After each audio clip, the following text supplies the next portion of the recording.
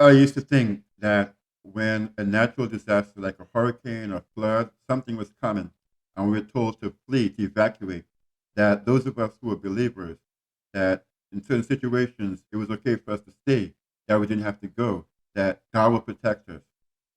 On second thought, I was reminded that even the apostles during Matthew 24, when Jesus was given the discourse on the Mount of Olivet, telling them what was going to happen up until the end of time.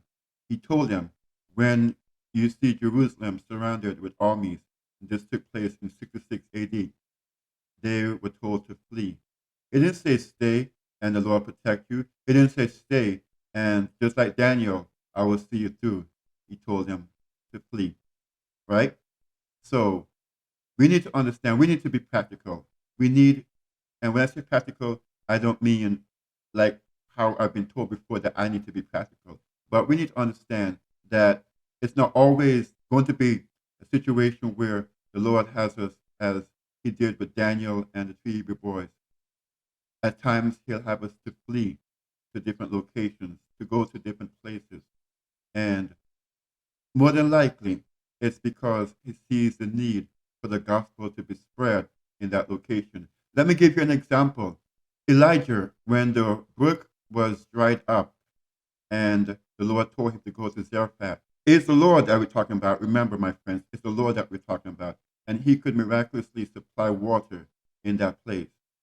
But there was a widow at Zarephath, a heathen country, that needed to learn that the Lord will provide and that her little last meal would be more than enough in the Master's hand.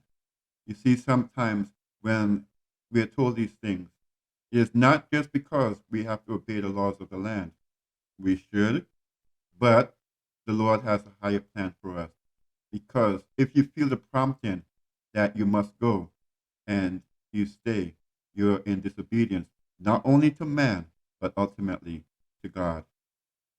And so, on this second thought presentation, I want us to be balanced in our thinking. I close with the example of that man who was in a flood and